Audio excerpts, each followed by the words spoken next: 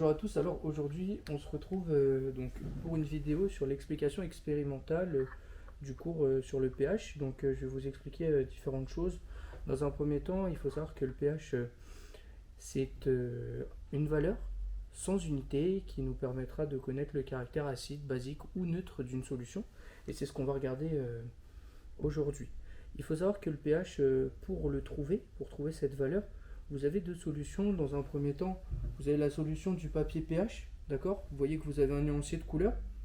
Lorsque vous mettez en contact la solution avec du papier pH, vous allez pouvoir avoir un changement de couleur. Et dans un second temps, vous avez aussi le pH mètre, d'accord? Donc vous allez avoir l'appareil qui va être là.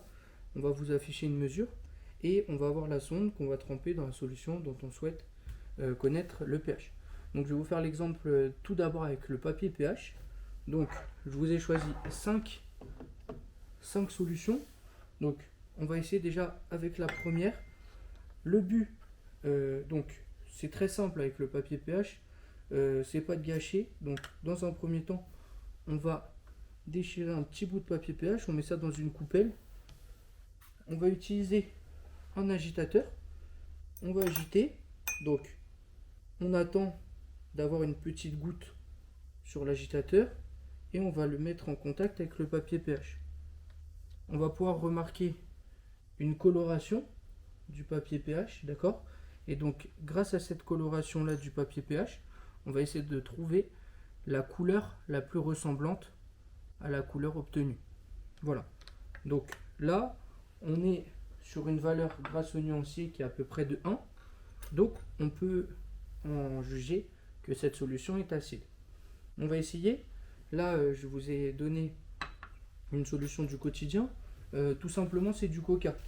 J'oublie pas à chaque fois de rincer l'agitateur avec lequel j'ai fait la manipulation avant. Et je recommence. Je déchire un bout de papier pH. Je regarde. Je cherche à mettre en contact la solution. D'accord? Là, on regarde que c'est un peu plus clair. Et là, on va avoir un pH d'à peu près 3. Voilà. On va faire la même chose, par contre, avec de l'eau, cette fois-ci. Et avec l'eau, normalement, vous devriez savoir quel est le résultat qu'on devrait obtenir. Donc, on va faire la même chose. On prend un bout de papier pH. On a toujours rincé notre agitateur. On prend l'eau. Et là, on regarde. Toc, on obtient quelque chose un peu vert très clair. Et donc on peut donc en déduire que cette fois-ci, et ben là, nous sommes en présence d'une solution qui va être neutre, ce qui est souvent le cas avec l'eau. Maintenant, donc vous pouvez bien penser qu'on va passer sur des solutions un peu différentes, sur des solutions qui vont être un peu plus basiques. Donc là, je fais attention d'éviter de toucher le papier pH qui a été en contact avec des solutions acides ou basiques, d'accord? Et là, je vais prendre une autre solution. C'est une solution que vous pouvez trouver à la maison aussi. C'est de la lessive, d'accord? On va regarder le pH donc de la lessive. Et là, on va avoir quelque chose de un peu vert foncé qui va nous montrer que c'est un peu plus basique cette fois-ci, en pH à peu près à 9-10 quoi. On va pouvoir continuer avec la dernière solution.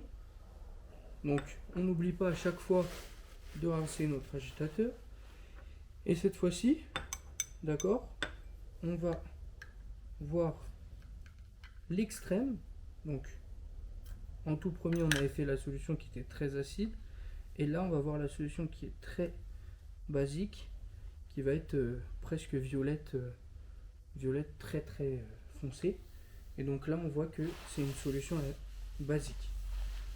Donc, une fois qu'on a fait tout ça, je vous ai montré à peu près comment est-ce qu'on pouvait trouver une valeur de pH grâce à l'instrument qui est du papier pH. Mais vous avez une façon beaucoup plus précise de trouver le pH. Et cette façon-là, c'est grâce à un instrument que je vous ai présenté en tout début de vidéo, c'est le pH mètre. Donc, tout simplement, je fais attention, d'accord? Je fais très attention, normalement, la sonde baigne toujours dans une solution, d'accord? Donc toujours bien rincer avec de l'eau la sonde avant d'utiliser le pH mètre. D'accord? Toujours, c'est très important. Ensuite, on va pouvoir plonger la sonde dans la solution qu'on cherche. D'accord? Et là, on obtient une valeur. Je vais vous la montrer tout de suite. On obtient une valeur d'à peu près 1, d'accord, pour le pH. Donc UPH signifie unité de pH. On avait bien dit que le pH était une valeur qui n'avait pas d'unité. Donc là, on est à peu près à 0,8, ce qui montre que cette solution que je vous ai dit est très acide. D'accord? Donc, même procédé, j'enlève la sonde de la solution que j'ai testée. Et là, je viens re-rincer encore avec de l'eau. Donc on va faire le test alors, comme je vous l'ai dit, avec l'eau distillée.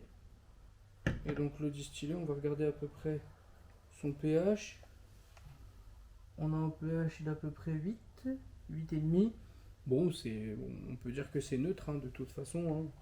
On n'est pas dans même si c'est un peu basique, on n'est pas dans quelque chose de très basique. Donc on peut prendre ça neutre. On recommence toujours par rincer l'électrode, d'accord? Et on va essayer notre dernière solution, cette fois-ci, qui va être normalement basique. Et je vais pouvoir vous montrer la valeur que vous obtenez au pH mètre. D'accord? Donc, je prends ma solution basique. Je laisse tremper la sonde du pH mètre. Et j'obtiens cette fois-ci un pH de 12,5, ce qui montre bien une solution basique. Donc, maintenant que je vous ai montré les différents moyens de trouver la valeur du pH, j'aimerais discuter avec vous des moyens possibles pour rendre le pH moins acide ou moins basique lorsque vous avez un acide fort ou un acide faible, ou une base forte. Je rappelle aussi que l'acide fort est compris entre guillemets au collège entre 0 et 3, 2, ou la base forte qui va être compris entre 14, 12 ou 14 et 11 à peu près. Donc on va regarder quel va être l'effet et quels vont être les moyens pour nous de faire baisser le pH pour différentes solutions acides ou basiques.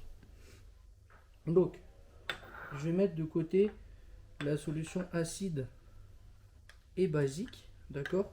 Je vais re-rincer la sonde de mon pH mètre et là je vais faire l'expérience au pH mètre pour vous montrer vraiment, d'accord,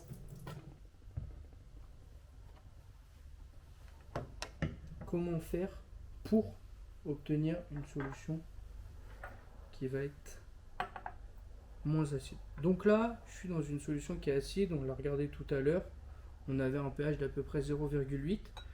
Je vais mettre un tout petit peu de solution acide dans mon bécher et je vais faire une dilution très approximative en rajoutant de l'eau, d'accord? Donc là j'ai mis un acide fort et je rajoute de l'eau en grande quantité.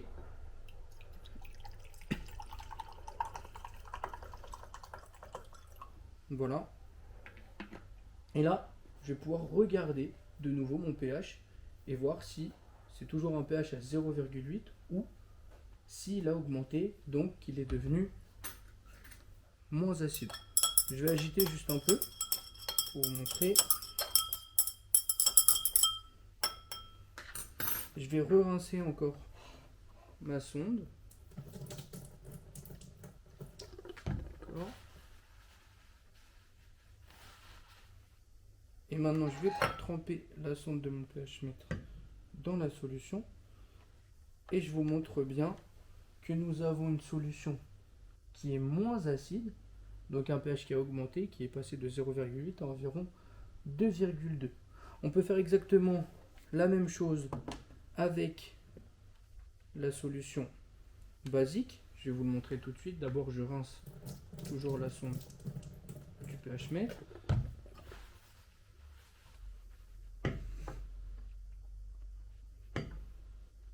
Et là, je vous montre, j'ai ma solution acide de tout à l'heure qui était à peu près de 12,5. Donc, je vais la mettre dans un grand bécher. J'en mets un petit peu, comme l'acide de tout à l'heure.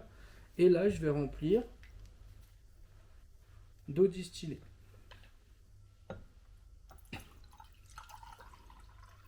Le même principe, j'ai mis une petite quantité de base que j'ai rajouté avec une grande quantité d'eau. Là, je mélange toujours.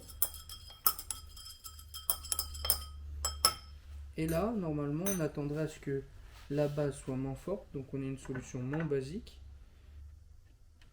Et donc, on va regarder tout de suite, on avait quelque chose qui était près du 12 tout à l'heure. On n'oublie pas de rincer. On n'oublie pas de rincer